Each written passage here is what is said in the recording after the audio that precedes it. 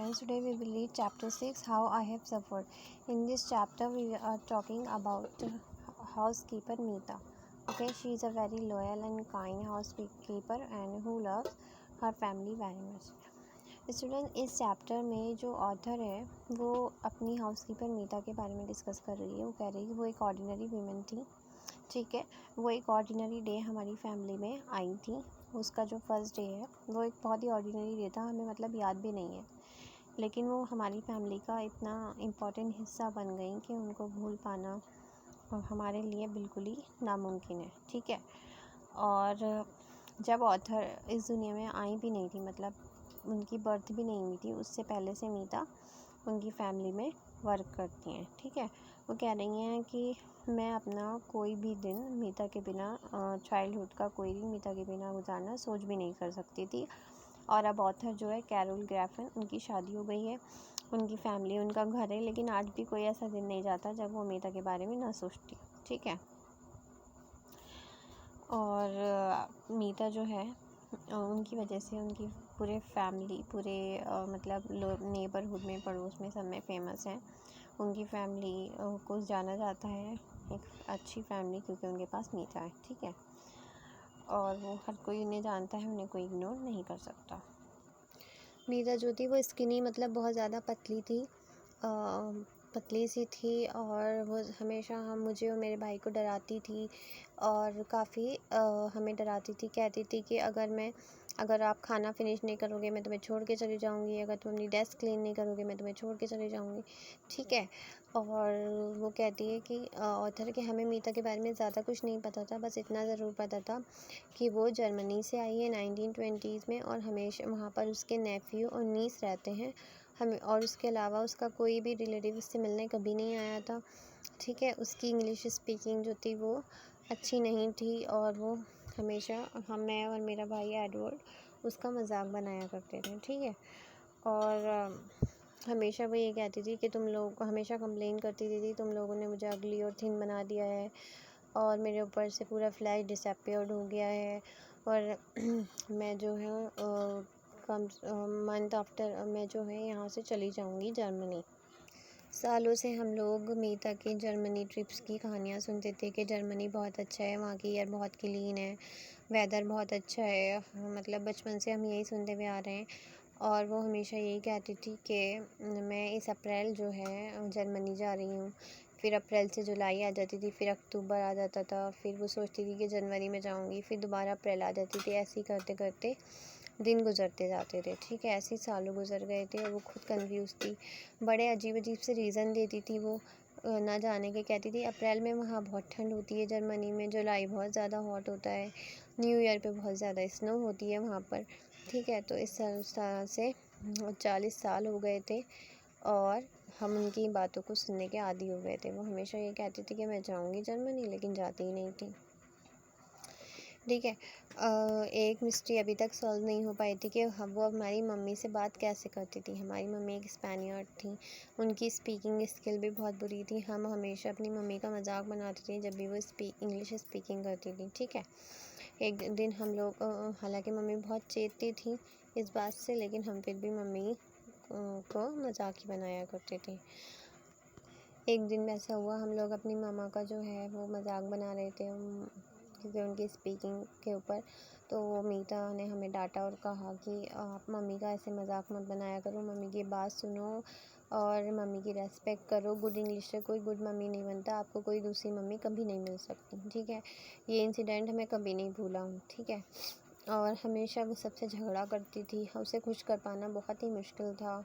हम occasionally gift दिया करते थे, लेकिन वो कभी ग्लव्स वगैरह, स्कार्फ, ब्रॉचेस, कोई भी हम चीज़ें उसे दिया करते थे कि वो खुश हो जाएगी, लेकिन वो खुश नहीं होती थी। गिफ्ट को एक्सेप्ट कर लेती थी और उसे हमेशा रख देती थी, कभी उसे यूज़ करता हुआ हमने उसे नहीं देखा। ठीक है, और फाइनली हम लोग को लगा कि शायद उसे कैश गिफ्ट पसंद है, उसी से वो खुश होती है। उसका एक मिस्टीरियस ट्रंक था, मीन्स एक सूटकेस था, सारे गिफ्ट उसमें जाते थे। ठीक है, और हम में से कोई भी उसके रूम में नहीं एंटर करता था। और बहुत ही ज़्यादा वो एक फ्रूगल पर्सन थी, मीन्स बहुत ज़्यादा बचत करने वाली थी। अगर उसे छोड़ दिया जाए किसी अपने ऊपर तो वो बहुत ही ज़्यादा सेविंग करे, चीप से चीप मीट खरीदे और फैमिली के लिए इनफ जो स्टॉक में फूड होता है वो भी ना रखे। मम्मी हमेशा उसका इन चीज़ों पे ध्यान रखती थी और उसे डांटती रहती थी, लेकिन वो फिर भी चेंज नहीं होती थी। सिर्फ एक ही पर्सन था जिससे वो कभी उसकी लड़ाई नहीं हुई, वो था हमारा डॉग। ठीक है, उससे उसकी कभी लड़ाई नहीं होती थी। मीता जो है उसका ध्यान रखती थी बुलडॉग की तरह से। एक और इंसिडेंट था जो मुझे याद आ रहा है कि मीता का डे ऑफ था उस दिन।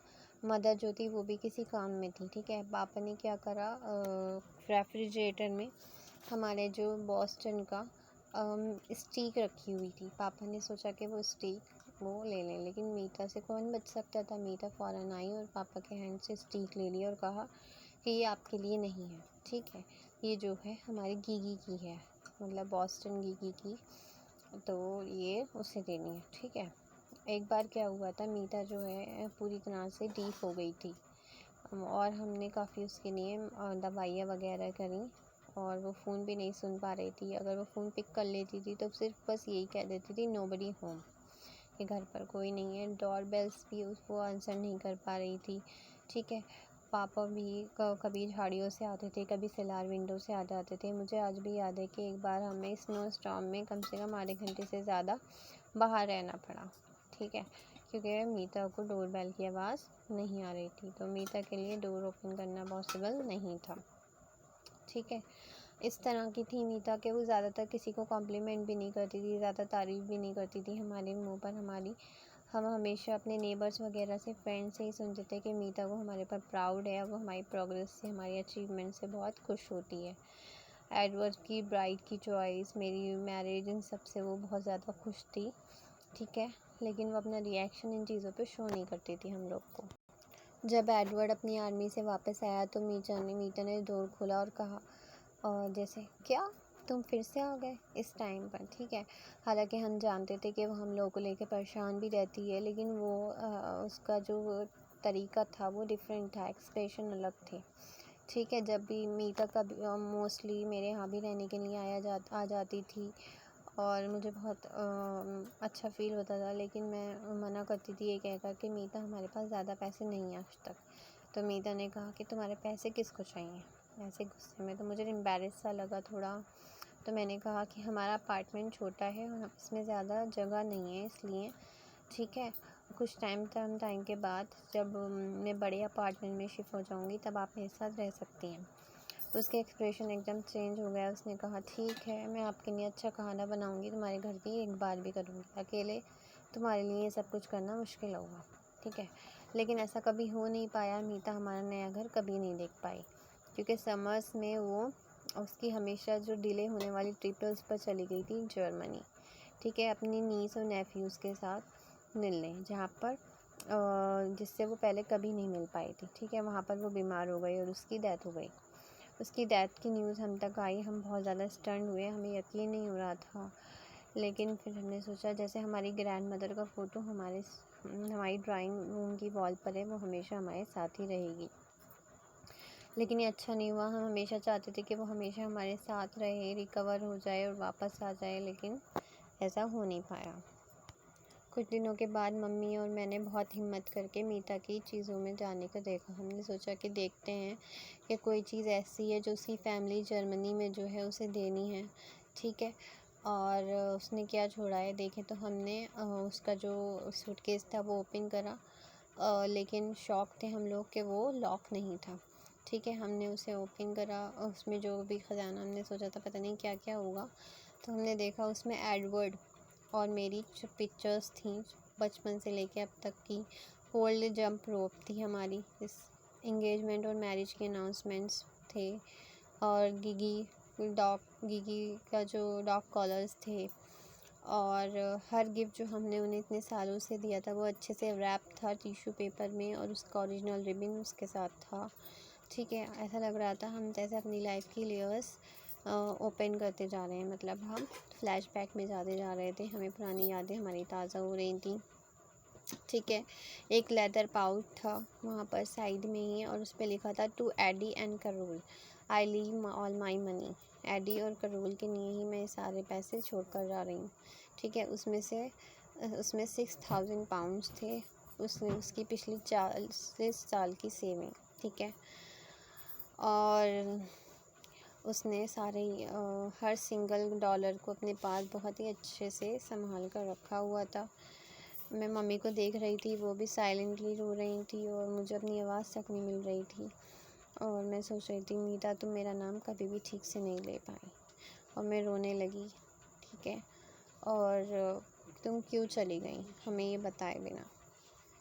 ये स्टोरी यहीं पर एंड होती है। उसने मीता ने ये 6,000 पाउंड अपने ये जो ऑथर था, उस ऑथर थी उसके लिए रखे थे, और उसके भाई एडवर्ड के लिए, क्योंकि उनसे बहुत ज़्यादा लव करती थी। हालांकि वो बात ये कभी वो कहती नहीं थी और ना कभी शो करती थी, लेकिन वो बहुत ज़्यादा उनसे लव किया करती है। ठीक है, this is how the story ends.